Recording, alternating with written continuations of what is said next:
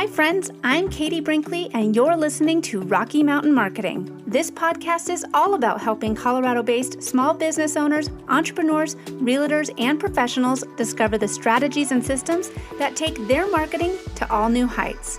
Let's dive into today's episode. Welcome back to Rocky Mountain Marketing. I am so excited to have today's guest, Katie Guenther, join us because she is going to tell us all about the importance of email marketing for your business. Not just having a random email go out to a few people that your mom knows and that your cousin knows, but having a dedicated email list where you can turn those email subscribers into buyers. So Katie, thank you so much for coming on the show. Katie and I had the opportunity to get introduced on Clubhouse, and she is just a wealth of knowledge. Again, Katie, welcome. Thanks so much. I'm super excited to be here. And I always love to talk about email marketing and marketing in general. Exactly. Well, and like I said, we've had the opportunity to share a number of stages on Clubhouse and get to know each other. And really what I do, social media, is only one piece of the online puzzle. And what you do is really kind of just keeping those people around. So before we dive into email too much, I would love it if you just, gave everyone a quick background on you. You're up in Washington. And I'd love it if you just gave everyone a little brief background on how you got into email marketing. Yeah, for sure. So I'm up in Seattle, Washington. I've lived here for about 20 years. I'm a California native and a California girl at heart forever. And my background is mostly in video production and project management. I actually went to college for video production and discovered really early on that I preferred to be sort of behind the scenes and producing, organizing, sort of creating and managing the different elements that go into a project, whether it was like a video project, a film project, or later on in my tech career in webcast, webinar, and website projects. So that's sort of where my background really is. And I feel like since I'm somebody who can look at the big picture and then really organize the smaller pieces, that can really be translated into anything. I've worked from home in those spaces for 15 years. And so when I decided that I wanted to do something on my own so I could create my own schedule, I kind of pieced together all the different skill sets I had and things I liked doing. And one of those things was writing emails for a previous business. And I had several people comment on how much they liked them, and they would ask me for help, and they liked how much I was able to simplify it and make it seem easy. And so then I just thought, well, I might as well get paid to do this. So a couple of years ago that I started this business where I'm helping entrepreneurs with their email marketing. And I think that's one of the things back in my day when I went to college, being a social media anything didn't exist. And it wasn't until I was laid off from my second dream job. My first dream job was the sports reporter. But when I was laid off from being the marketing manager for the television station, I was kind of like, well, now what? What am I going to do now? This is what I've been working towards. I moved up the ladder very quickly. I loved my boss. And then it was all just taken away from me, or so I thought. But when I was laid off, it gave me the opportunity to really think about what am I most passionate about? What do I enjoy doing the most? What am I the best at? And it was social media. And sometimes I think it can be kind of a weird way that you end up starting your own business or, starting an email marketing company, because it's nothing that you might have gone to school for, but, you are following something that you are extremely passionate about. And that, like you said, you're pretty good at. Yeah. And I think that is really the key, right? Because I had the same sort of mindset, I'm working towards this thing. I'm supposed to keep moving up from, assistant producer to executive producer. And it was well, I don't really want to. And working in the tech industry, there are lots of turnover. There's lots of churn and layoffs. And it's we can, as entrepreneurs, really looking at all the things that you're good at. And there's a lot. We're moms, we're daughters, we're managing a household, or, maybe we know a lot about cars or sports or, I don't know, gardening.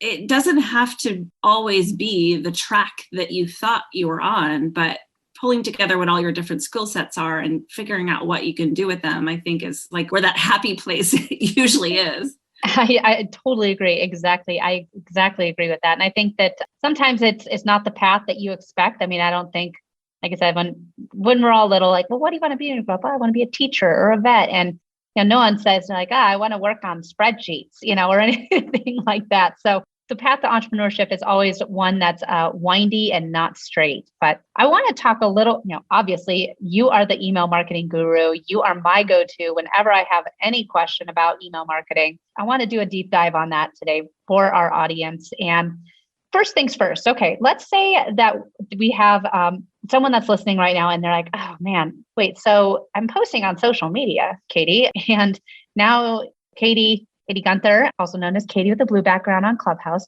you're saying I need to have an email strategy too? I don't have a list. What would you say to that person that says, I don't even have a list of people to send an email to? Yeah. So we all start from zero. I think that's the biggest thing. And I also want to say, like, even if you have a small list is still a list. So if you are wherever you're active, whether you're active on Facebook, LinkedIn, wherever on social media, Clubhouse, is the first thing you want to do is decide on an email marketing platform to use. And there are so many options out there. And really, depending on who you ask, you're going to get different opinions. So research 2 or 3 and go with the one that works best for your brain. And it's usually pretty easy to tell. Like if you can kind of play around with it and look and see, like, is this easy to use? Does it look fun to use? Does it make pretty emails? I usually recommend like Aweber, MailerLite, and Flowdesk are the 3 that I think are simplified and easy to start with. So you really have to start there because that's the before you go any further. Yeah, I want you to say those 3 again because okay. You went over them really fast. And if someone's like, I'm driving, what were they again? Sure. I just want to make sure they heard that because I think, and that's the thing is until you and I started talking, I had never heard of those, and I Right. hear a lot about MailChimp. I hear a lot about Active Campaign, what's another one that I hear a lot of? Constant Contact. So What are those 3 that you recommend and why? Sure. So Aweber is my absolute favorite. They've been around for 20 years, so they know what they're doing and they have a really good reputation and phenomenal customer service. So I like to recommend them because I'm one of their certified experts. Like they refer people to me and I know how to use the platform really well. So that helps. But their customer service is so great that if you just are trying to figure out like how to use what seems like the simplest thing and you're confused, you can just call or chat with their support. And I've never waited more than a couple minutes to get somebody to help me out, and they're amazing. So that one's Aweber. Then the next one I usually recommend is MailerLite, and it is simple to use. There aren't a whole lot of bells and whistles. There isn't, you have fewer options for customizing the look of things. But if you're really just trying to grow your list and communicate with your list, it's a great place to start. It's super simple. The other one is Flowdesk. Flowdesk is technically still in beta and their customer service isn't super great, but it's, again, easy to use and it's beautiful. So for people who have more of a visual product, people, I have clients who sell jewelry or art prints. Flowdesk is great because it kind of jives with the visual appeal of it. So those are the 3 that I usually recommend. Well, I love that. And I think that too, they're simple enough and where you could have someone like you come in and do it, or potentially they could do it themselves, right? Exactly. And a lot of the other ones that you hear about, like Active Campaign and Contact, those are all great. They just have so many bells and whistles and different plugins and templates and automations that if you're intimidated by the technology part of it, it's easier to start with something a little bit more simple. But, a lot of people, their brains work that way. Like they can dive into the back end of something, a piece of software like Active Campaign, and really catch it right away. I can go in there and do that. But a lot of times it takes some time to learn it. And my goal is to just get people doing their email. Just like keep it simple, create a sign up form, start collecting emails and grow your list. Well, and that was going to actually be my next question. If someone is with 0, how do they get to 1 and then 2 and then 3? How do you help someone, or what would be your advice to have someone just start their list? So it's really key to have a lead magnet. So a lead magnet is just an incentive to get people's email addresses. So it's value for value. So you give me your email address and I'm going to give you this list of my top 10 resources for entrepreneurs. So then you are getting a piece of value from me and I am getting your email from you. And that's how I'm going to grow my list.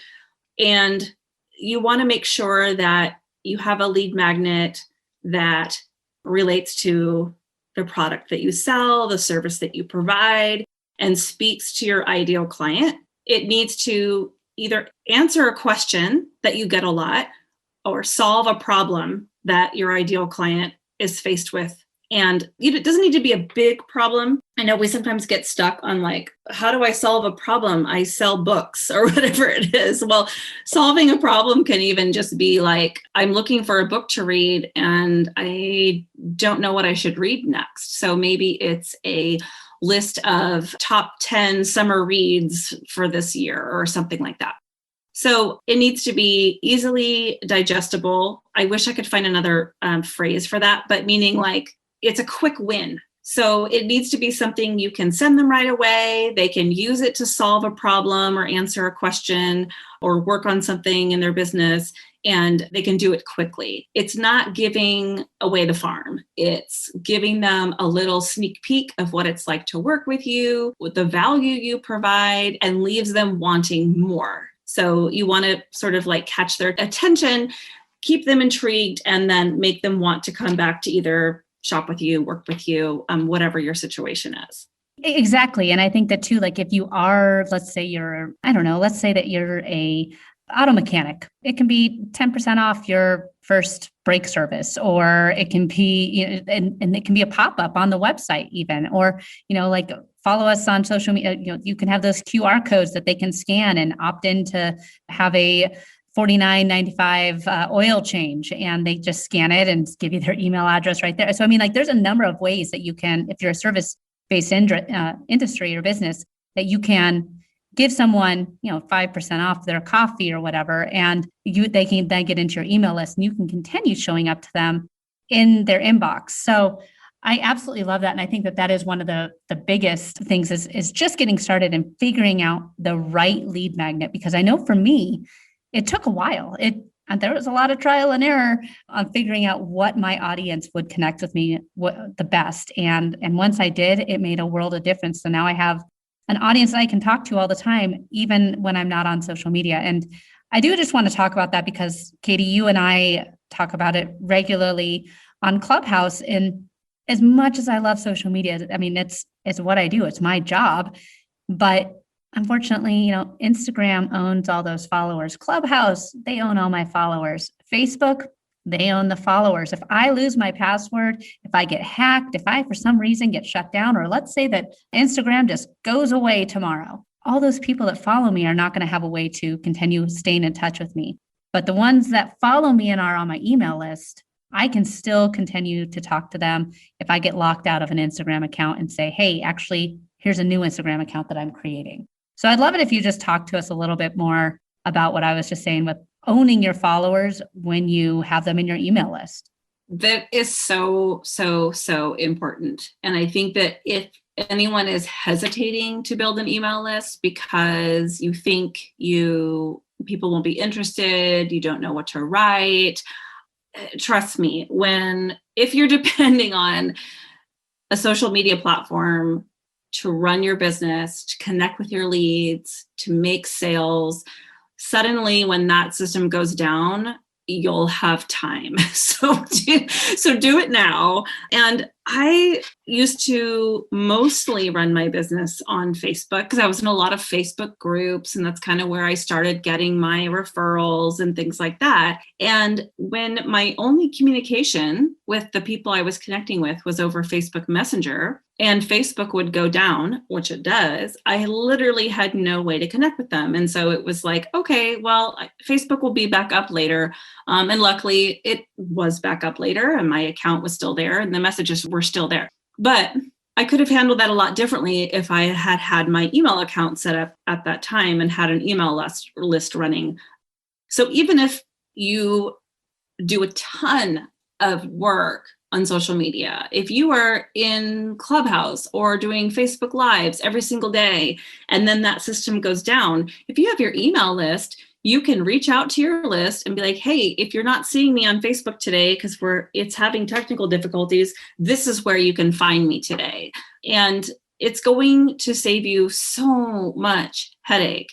And like you said, Katie, people get their accounts shut down for the dumbest things. Like, we all know that Facebook has policies and procedures, and you can follow all those rules. And sometimes people will get reported just by a troll or something, and an account can get shut down temporarily or permanently. And it's really no loss for Clubhouse. It's only a loss for you. So building that email list consistently over time is really just going to save you a ton of headaches because, like you said, you own your email list. You don't own your Facebook followers. And if Facebook goes down, you really have no way to reach out to those people and they don't have any way to reach out to you. Exactly. And well, it also, like I said, you and I, it's great speaking with you regularly because what we both do is so closely intertwined when you have a strong strategy, a strong email strategy and a strong social media strategy. So I think a lot of people get frustrated or get a little overwhelmed about, for both sides, what to put on social media and what to put in an email. And this is one of the things you and I talk a lot about is you don't need to recreate the wheel every time that you send out an email or that you post on social media. So I would love it if you just talk to us a little bit about repurposing content from social media into email and vice versa. That is one of my favorite ways to get people started on writing their emails is to take a look at the content you've already created, and especially the content that has been successful. So let's say you post on, I'm just going to keep using Facebook as an example because I understand Facebook insights more than the others. But let's say you post in a Facebook group or on your Facebook page every day, and you have some posts that get a lot of engagement. Your audience finds a lot of value in it. Those are the perfect posts to repurpose in your email. So a lot of times I'll suggest to clients that when they're getting started is to take a look at the best performing posts and repurpose those. And that can be as simple as reusing the exact same image, copying and pasting the actual content in the caption, and maybe editing it, tweaking it a little bit that's more readable for email. And you can start even that small. From there, like as far as repurposing other content in social media, another idea that works for a lot of people, and this is kind of what I did in the very beginning when I was just sort of trying to incorporate email into a previous business, was to take a look at the most important top 2, top 3 posts that I put out on social. And I would do like an end of week wrap up or like in case you missed it kind of email. And I would put those posts formatted differently in an email and then link to my socials in that post. And so and Katie, you know the stats better than I do, but a very, very, very small percentage of your followers see what you post on social in their feed. I want to say it's like 2 to 3%, where you've got like 25% of your email subscribers are going to see your email. So even if you're repurposing content that you had on Facebook earlier in the week, chances are the people who see it in your email didn't see it on social anyway. So rather than feeling like you need to recreate everything and, create something new for each platform, including email, is just start off by thinking of email as like your in case you missed it bucket. Like put it all in there and repurpose it to your following. And that's just one way to start. And I think that too, that's a way that I really like starting. But a lot of people think like, oh, well, I have to have an offer or I have to be selling to them. And that's really not the best way. I mean, like you can absolutely be telling them about like you're special, but if you only show up in someone's inbox to have them buy from you, you're not going to build a very strong community. I mean, it's what you said before about showing up and providing value for the people that are subscribing to you. Like give them the opportunity to get to know you if you have what your personality is a little bit. I mean, I know, in mine, I like to try and use the Schitt's Creek characters in some of the GIFs in there. So, I mean, like showcase a little bit of your personality, and it will help you, one, with your open rates, because people are going to be like, oh, what's she have to say today? It's not just going to be like, what's she going to try and sell me now? Yeah. And I think that the personality part of it, like hopefully when you're creating content on social media, you've already sort of created that balance, right? You're already balancing out the posts that are offers or asks or selling with the value content, the storytelling content, the education. I have an email going out this week that I was like, I try to write my emails on Wednesday so I have time before they go out and get scheduled on Friday. And I was like, what am I going to write? Like, I just got back from vacation. I don't really have email on my mind. And then I kind of thought, well, I'll share something about my vacation. And then as I thought about it, I was like, oh, I can relate this thing I did on vacation with creating content for your email. And so I just kind of like wrote it out and told a little bit story about the people I was with and where we went and why we liked going wine tasting and whatever. So showing your personality, sharing who you are, offering value and education in all of your content, including email, lets people get to know you so they can connect with you. And email is all about building relationships. And so the more you can connect with people, the more you're going to build that know, like, and trust factor and loyalty and word of mouth and all of that. And those connections, that's what builds your business. Absolutely agree. I absolutely love it, Katie. And I've got just a couple more questions because our time is already almost up. And I feel like you and I could probably talk about this for a much longer period of time. And for those people that are on Clubhouse that are listening, you can hear Katie and I talk about stuff like this on a regular basis. But Katie, if someone is just getting started with their email, you've inspired them to start taking their email strategy more seriously, what would you say is a good amount of emails to send per month? Should they send them every day? Should they send one a month? Should they send one a year? What's a good amount for somebody that's just trying to develop a strong strategy? Right. It depends.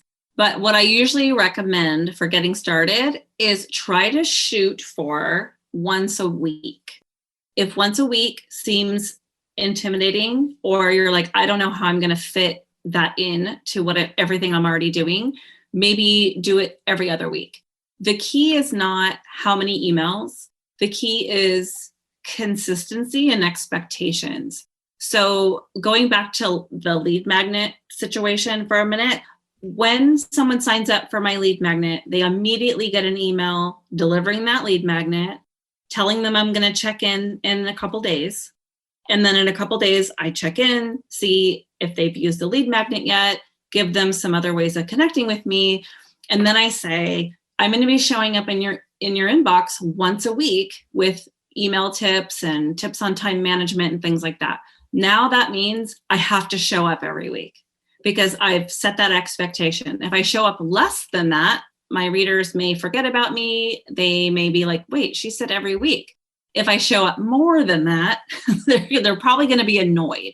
So it's more about figuring out what works best for you and your business, setting that expectation with your readers, and then really being consistent with that time frame that you set. I absolutely love it. And I think that is one of the best things is consistency. It's just like on social media, you need to be consistent because consistency is what you are going to create that kind of expectation from your clients and your followers. So absolutely love it. And Katie, last question for you today is if someone is listening, they're like, this Katie Guenther, she knows what she's talking about, and I just don't have the time to mess with email. What's the best way for them to get in touch with you and learn more about you over online? So a couple of places. I am more active on Instagram these days because of Clubhouse. So if you're on Instagram, you can just shoot me a DM, and I'm on there as email Katie. And shoot me a DM, and you can even just send me the word guide in direct message, and I will send you a lead magnet guide that'll help you figure out a lead magnet that will be easy and simple for you to use for your business so you can start growing your email list. And then if you're not on Instagram, you can just find me on my website. I've got blog posts and all kinds of freebies over there. And that is at bellablue.com. It's BELABLUE.com. Well, Katie, thank you again so much for coming on the show today. It was a pleasure speaking with you. And I could talk to you about email and strategies like this forever. So I think that we'll definitely have to have you come back on the show and we can talk a little bit more about different email strategies and tactics again. That would be awesome. I love talking about email and I love chatting with you. So this is perfect. I love it. Thanks for having me. Thanks so much for listening to this episode of Rocky Mountain Marketing. As always, I'd love to hear from you. You can visit my website at www.nextstepsocialcommunications.com, connect with me on LinkedIn, or check me out on Instagram. Let's keep taking your marketing to new heights.